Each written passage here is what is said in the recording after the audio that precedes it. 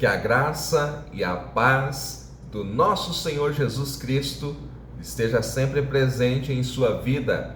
Eu sou o evangelista e professor Márcio Mainardes e aqui estou para mais uma pré-aula da EBD. Neste quarto trimestre, nós estamos estudando sobre a justiça divina, baseando os nossos estudos no livro do profeta Ezequiel. A lição de hoje é a de número 12, que traz o título Imersos no Espírito nos Últimos Dias. O texto áudio da nossa lição está no Evangelho de João, capítulo 7, versículo 38. Quem crê em mim, como diz a Escritura, rios de água viva correrão do seu ventre.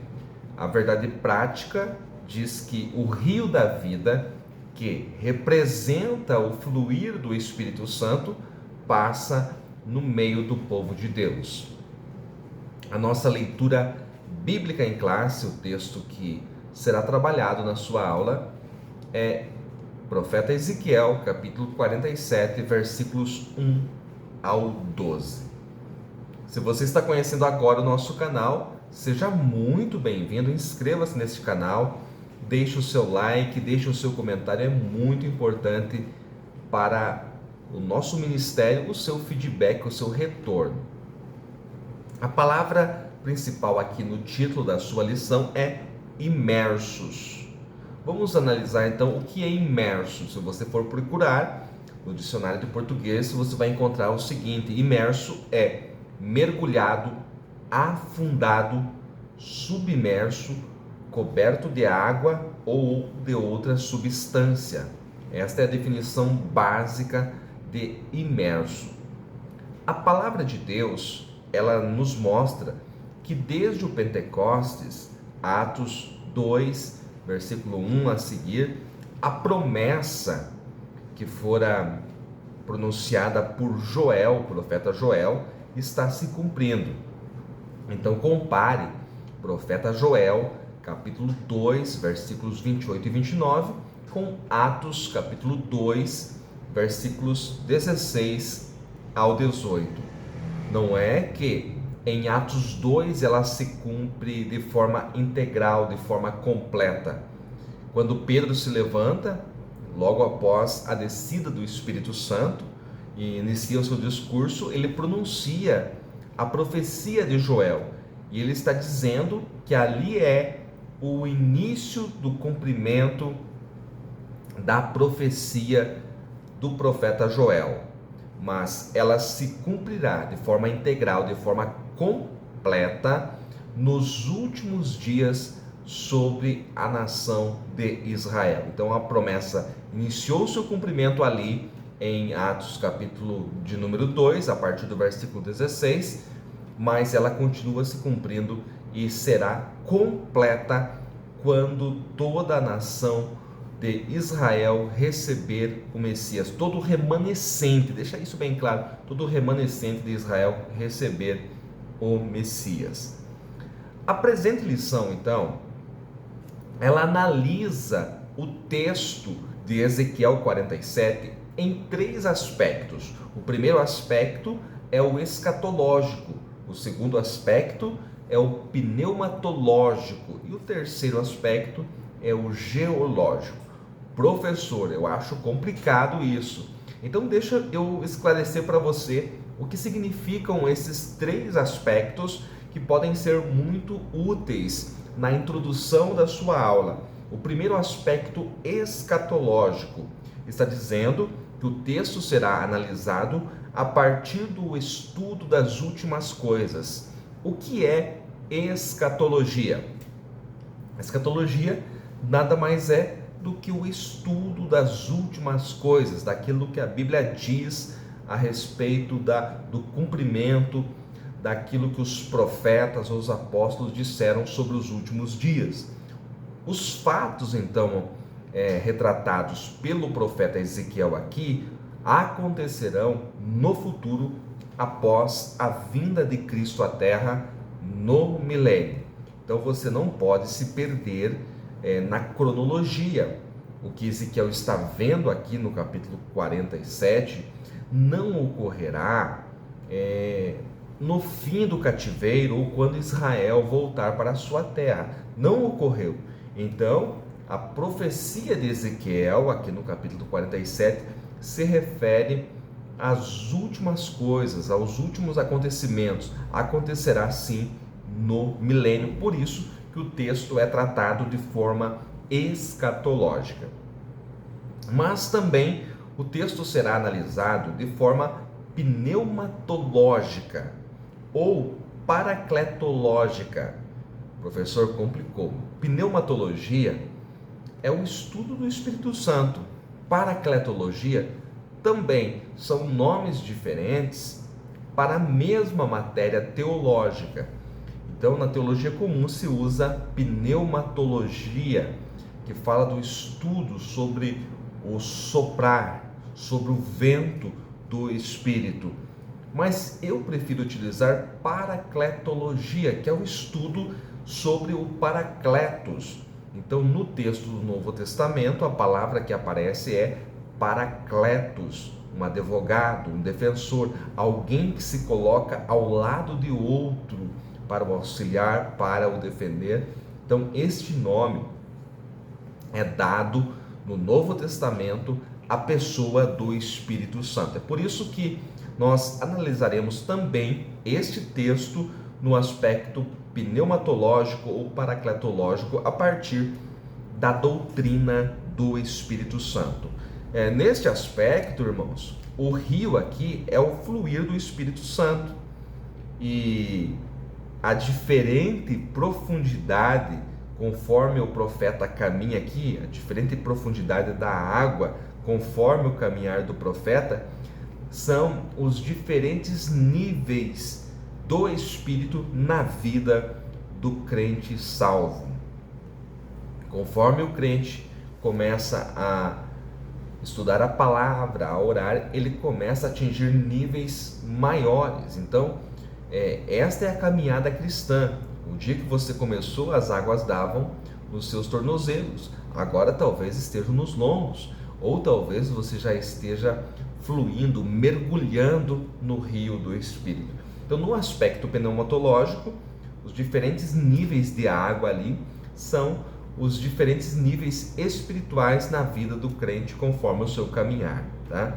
Mas também a lição trata do aspecto geológico. O que é geologia? É concernente aos processos que ocorrem, é o estudo dos processos que ocorrem no globo terrestre e na sua superfície.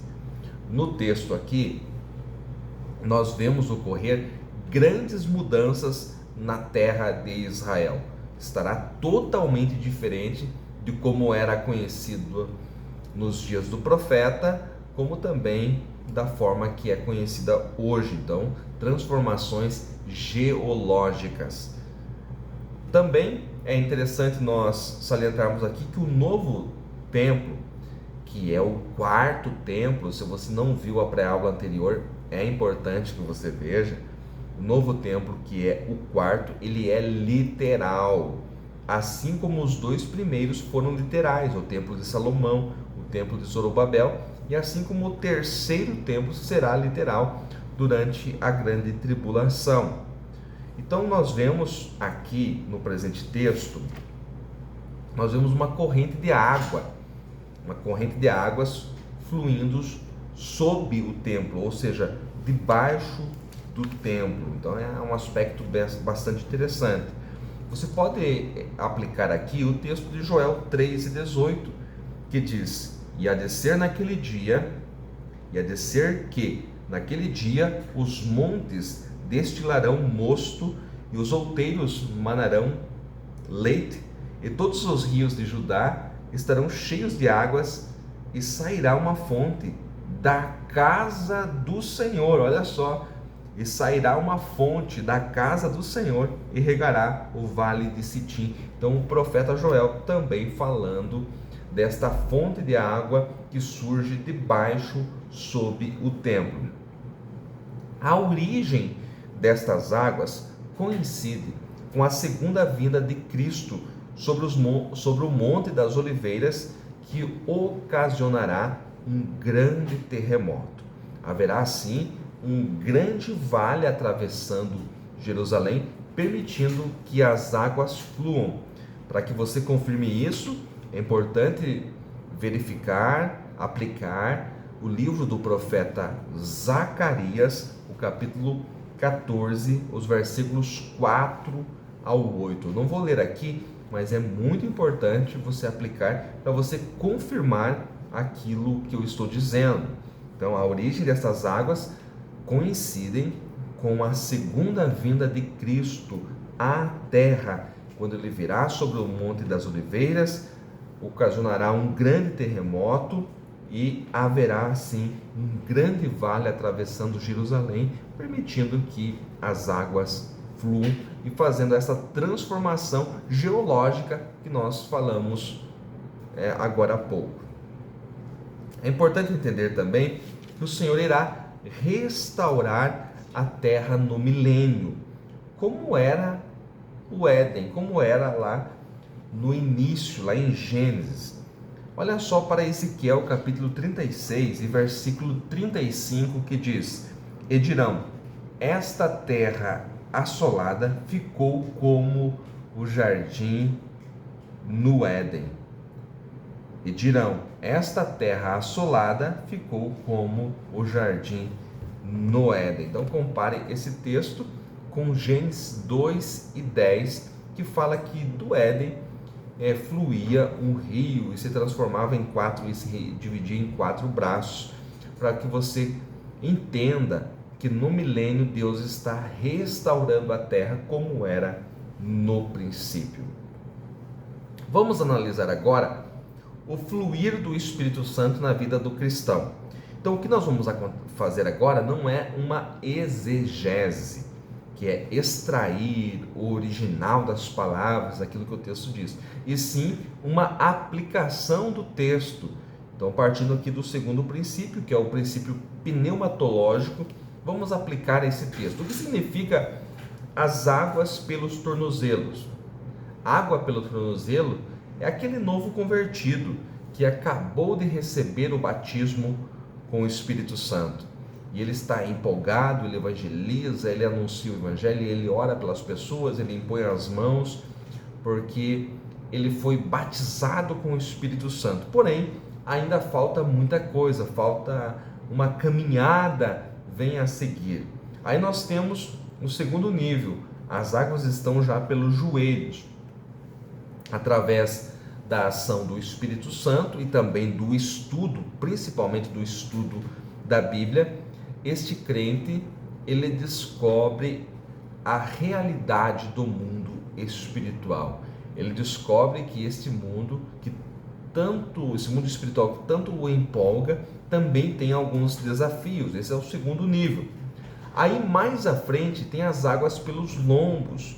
Aqui o crente já tem os dons espirituais ou dons ministeriais. Talvez diversidade de operações estão presentes na vida dele, mas ainda não é a plenitude. Deus o pode levar para níveis mais profundos. Então nós temos o último nível, que é submerso, que é imerso. Quando o crente chega à plenitude, ele já não pode caminhar, porque são muitas águas. O rio é profundo. É preciso nadar, é preciso mergulhar. E eu quero dizer uma coisa para você: este é o nível que Cristo deseja levar os seus. Este é o nível que o Senhor Jesus quer levar todos os salvos, mas poucos estão dispostos a renunciar para nadar no rio de Deus. Poucos estão dispostos a estarem cheios do Espírito Santo, como nós vemos os apóstolos em Atos. Veja Atos 4, versículo 8. Veja também carta de Paulo aos Efésios, capítulo 5, versículo 18, que diz: não vos embriagueis com vinho, que há contenda, mas enchei-vos do Espírito Santo. Este é o desejo de Cristo, que os crentes sejam cheios do Espírito Santo. Quando nós olhamos para a palavra de Deus, a Bíblia ela tem uma tipologia ampla. A água na Bíblia tem uma tipologia bastante ampla. Aqui nós nos referimos ao Espírito Santo. Vamos ver aqui Isaías, profeta Isaías 44, versículo de número 3. Porque derramarei água sobre o sedento e rios sobre a terra seca.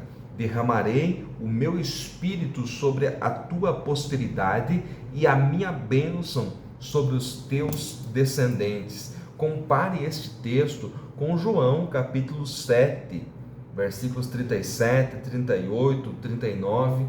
O nosso textuário é o versículo de número 38, mas lá em João 7 e 37 diz que Jesus se levantou no último dia da festa, no dia mais importante, e proferiu essas palavras: quem crê em mim, como diz a Escritura, do seu interior correrão águas vivas, do seu ventre correrão águas vivas. E aí o versículo seguinte, João explica o que Jesus quis dizer. Isto ele quis dizer a respeito do Espírito Santo, que ainda não tinha sido dado, mas o Espírito Santo é tipificado também pela água. Isso é algo muito interessante de você aplicar na sua aula.